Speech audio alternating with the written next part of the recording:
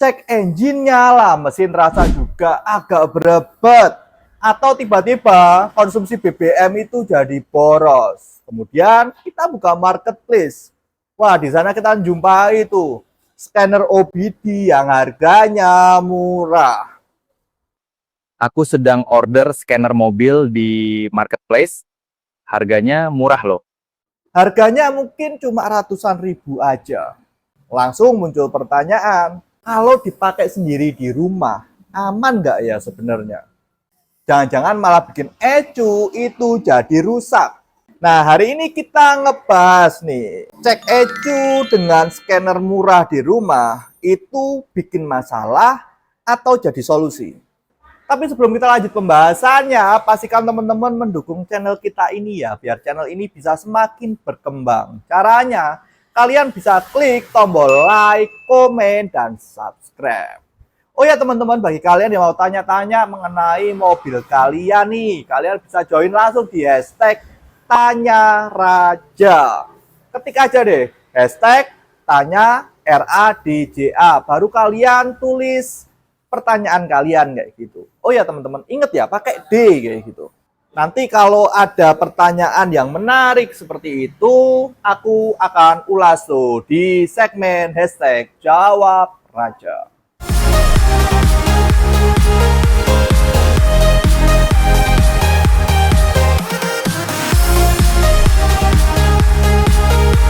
Remember, you don't get it twice. The time of your life.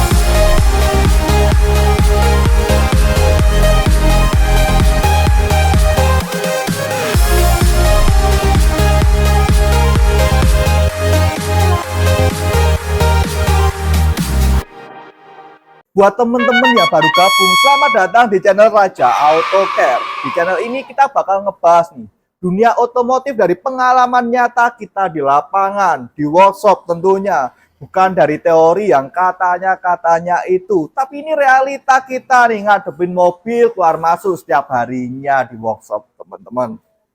Kenapa scanner murah sekarang banyak digunakan?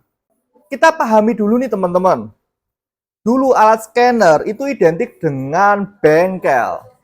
Harganya udah mahal dan tentunya nggak semua orang itu punya. Tapi hari-hari ini udah berbeda teman-teman. Scanner OBD sudah banyak dijual belikan di marketplace kan. Tujuannya itu sederhana loh teman-teman. Membaca kode error. Berikutnya bisa untuk melihat data mesin juga dan membantu diagnosa awal. Itulah kenapa banyak pemilik mobil mulai tertarik memiliki scanner sendiri di rumah teman-teman. Ya, karena lebih praktis dan bisa mengetahui kondisi kendaraan lebih cepat. Aku sedang antar paket isi scanner mobil nih. Moga aja orangnya ada. Soalnya paket COD.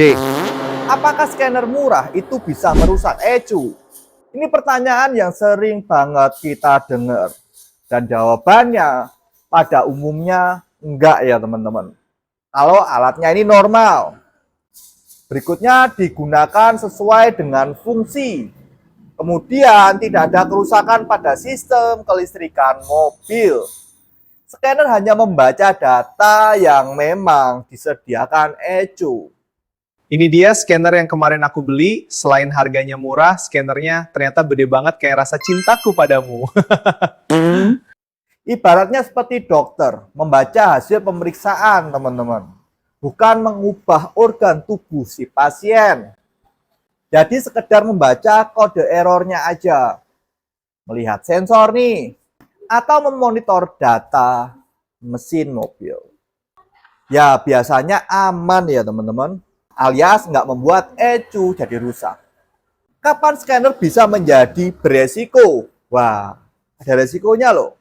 Misalnya, scanner itu kualitasnya sangat-sangat buruk. Nih, berikutnya konektornya juga udah longgar. Berikutnya ada konsleting di dalam alat.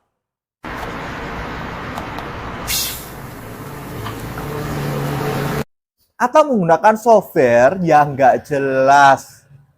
terutama saat melakukan fungsi khusus seperti halnya coding, programming, berikutnya atau update modul.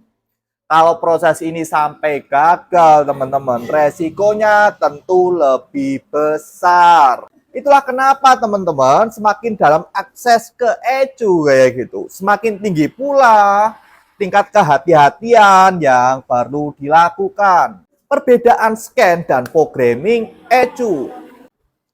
Ini yang sering banget disalahpahami. Membaca kode error itu berbeda dengan memprogram ECU. Kalau hanya membaca data aja, resikonya itu sangat-sangat kecil. Tapi kalau udah masuk di coding atau flashing, wah ini ceritanya berbeda. Karena ada proses penulisan data gitulah di ECU. Kalau sampai tegangannya drop, koneksinya terputus, atau software yang bermasalah, potensi gangguannya bisa terjadi. Itulah kenapa pekerjaan seperti ini biasanya menggunakan alat yang lebih khusus. Oke. Apa yang bisa dilakukan pemilik mobil di rumah? Bagi pengguna rumahan nih, ada beberapa hal yang cukup aman untuk dilakukan sendiri. Misal untuk membaca DTC atau kode error, menghapus kode error setelah perbaikan, melihat data sensor, memantau suhu mesin, memantau tegangan aki, dan melihat parameter kerja mesin.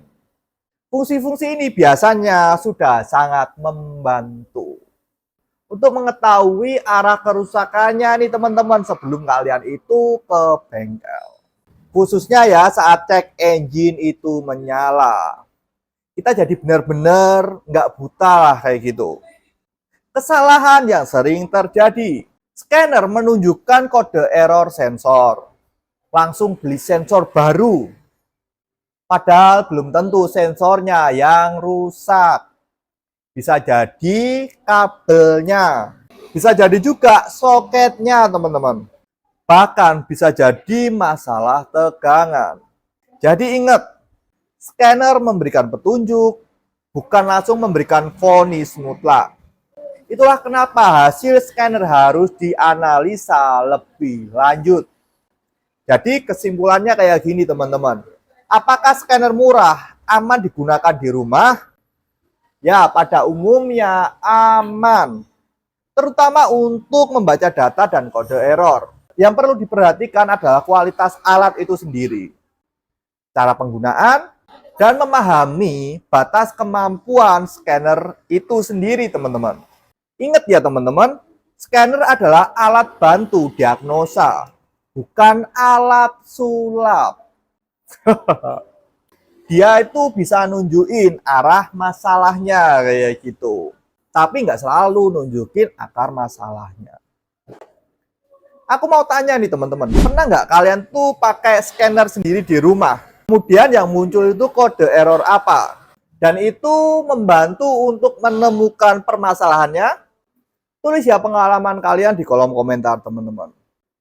Kalau banyak yang berkomentar, nanti kita bahas nih kode-kode error yang paling sering muncul dan artinya nih untuk pemilik mobil. Oke.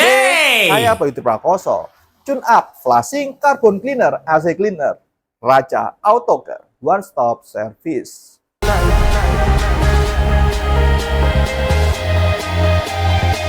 This is the time of your life. Remember, you don't get it twice. The time of your life.